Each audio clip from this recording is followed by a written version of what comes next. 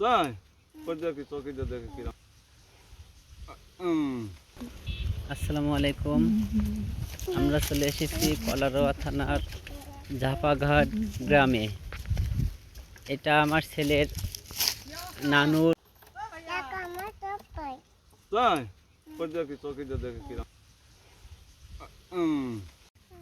জারিফের নানু এখন আখ কেটে দিচ্ছে আমাদেরকে। অবশ্য আখগুলোই অনেক পাটকাঠির মতো মোটা ছিল, তারপরও আখগুলি অনেক মিষ্টি ছিল। যাই হোক, আখ কাটা শেষ, আমরা ব্যস্ত ছিলাম, এজন্য রাস্তায় যেয়ে খাওয়ার সিদ্ধান্ত। চলে এসেছি আমরা।